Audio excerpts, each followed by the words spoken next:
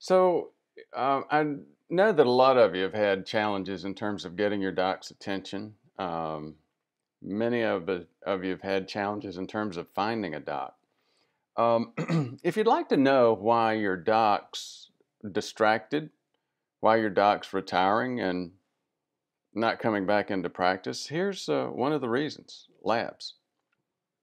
Another reason is pharmacy. And the big issue around all of this is the insurance components. Now, this is going to sound like a rant, and I'm sure part of it will maybe evolve into a rant. But again, there's purpose here.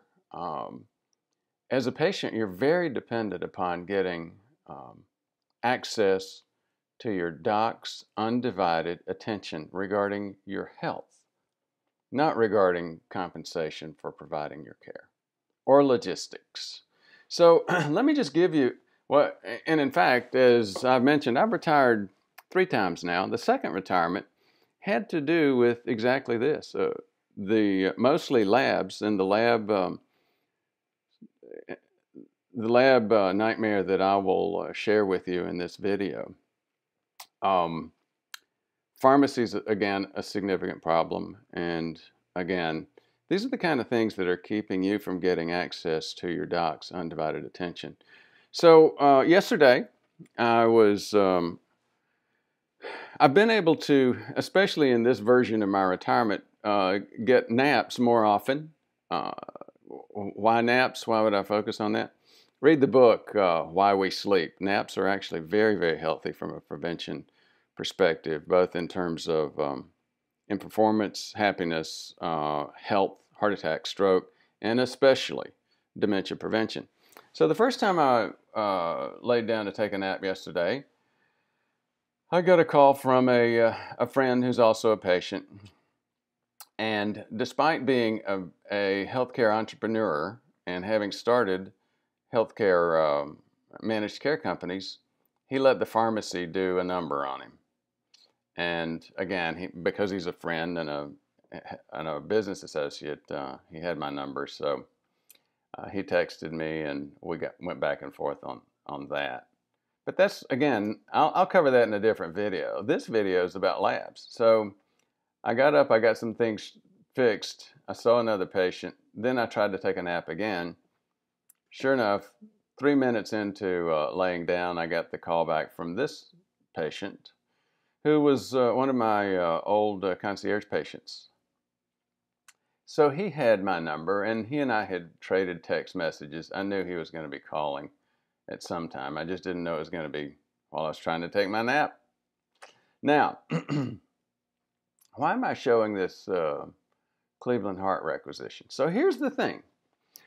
This patient was on routine follow-up. He's been seen with us for a couple of years, and he's had labs before. He said, look, I need help. He sent Janice an email saying, I need help. They won't do my labs. These were labs that we've had multiple times for him. The first time, he's had challenges with them. He ended up getting a set of instructions regarding what to draw and how to draw it, and one of his local hospital labs drew it. They did it as a draw site. And these are the kind of instructions that hospital lab required. So the first time, this is maybe a year and a half ago, he tried going to Quest lab. Quest wouldn't do it. He tried going to another local lab. They wouldn't do it. And again, the hospital lab did it as a draw site. So he's been down this road, and he knows there are challenges here. He's also a dentist, so he also knows that there are problems in terms of getting and coordinating labs. One of the major problems, by the way, is this, and I learned this very early into my my career as a physician. Labs were like pharmacies. It was a local business, mostly at hospitals owned labs, then some groups that I ended up working with at one point. A fellow named Gary Latimer, Haywood Cochran, Shannon Walcott, Mark Barrington, got together as senior management for a group called LabCorp. LabCorp did what's called a roll-up. They went to all these hospitals all the way across the country, buying the lab from the hospital. So they set up the first big national lab. And again, Haywood, Shannon, Mark, Gary, and I were all part of the C-suite for what was originally Meridian, which is now Premise Healthcare. Now, Quest Labs did the same thing. And guess what? Walgreens did the same thing with roll-ups for pharmacy. CVS did the same thing with roll-ups for pharmacy. And when you understand that, you understand a little bit more about the problems that my patient had this week trying to get labs. Again, he's been down that path, but he goes in and he has the information that he's used a couple of times successfully in the past, but that lab tech never heard of any of this. She didn't know what to do, and her perspective was, no, if I don't get a requisition from a Quest requisition, I can't do it. Now, let me go back and explain something about why that was really interesting. Before I do, though, I'll just make the comment about, so it gets to a quote that you heard from Tommy Frist, who is running hospitals. He started Columbia HCA, or HCA, which again was bought out and became Columbia HCA. What they said was, even though you may have a national healthcare company, healthcare is a local business. So you go back and think about the pharmacy world, the lab world. Again, you may have Quest and LabCorp on the lab world who say they're national companies, but they're not national. They are local businesses with a national counterpart. And it's up to luck to who you get that day, whether they're aware of any of the national activities that are going on. So back to that explanation.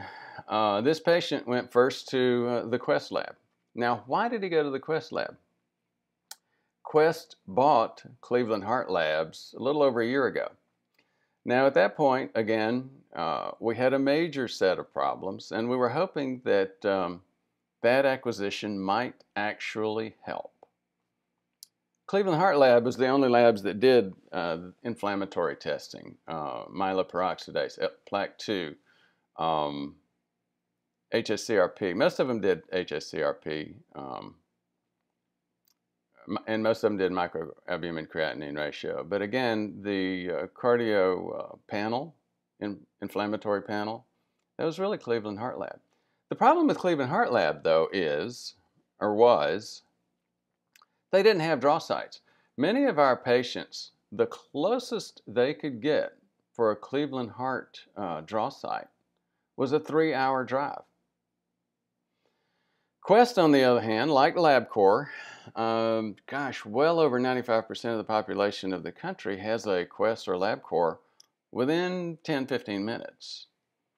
So there was some major potential opportunity when Quest bought Cleveland Heart Lab about 16-18 months ago. And, of course, the promise was, oh, yes, it'll be less expensive because we'll standardize their processes, we'll offer all of these deep technical labs that Cleveland Heart Lab will offer, the cardio-inflammatory panel, etc. And we'll use our same focus on price and efficiency. Well, actually, everybody was dreading that. But what happened was, in the beginning, it really worked. But I've started hearing over the past 3 or 4 months, problem here, problem there, costs going way, way up for patients to get these labs. And again, this patient that called yesterday went first to Quest, and the local Quest person said, I can't do a Cleveland Heart Lab, that's not us. The patient said, yes, they are. Quest acquired Cleveland Heart 16 months ago. She said, well, it's got to be on a Quest lab rack.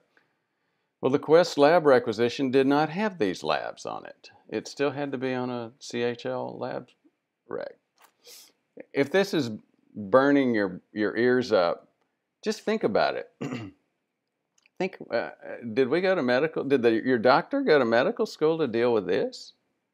And the answer is no. That's why you have assistant staff. But you know what? We first had when we first started PrevMed, we had a nurse practitioner. It started taking up too much of her time. We hired an assistant. It started taking up too much of her time. We hired another assistant. And again, we could not avoid the assistant, the nurse practitioner, the health coach, Janice, and myself, the physician, all getting involved in this kind of stuff. So the next time you get frustrated with your doctor for not understanding inflammation testing, for looking at cholesterol instead of understanding inflammation, for not understanding reverse T3, for not understanding the whole inflammatory process, for not understanding Hashimoto's thyroiditis. Think back on this, and then you'll begin to understand why your doc's not as up to date on medicine as maybe he or she should be. And the next time you find out, oh, your doc's retiring, or you can't find a doc, again, this is one thing to think about. Unfortunately, the practice of medicine is not so much practicing medicine. A successful practice of medicine requires the ability to overcome these kind of lab challenges, similar pharmacy challenges, which I'll cover in another video, and overall, as I mentioned, the insurance implications involving all of these. Once your doc and your doctor's staff have figured out a way to overcome all of those challenges, then they've got an up and running, viable business. They're not going out of business. And at that point, they can take care of you. Again, it sounds like a rant, and like I said, some of it is. Thank you for your interest.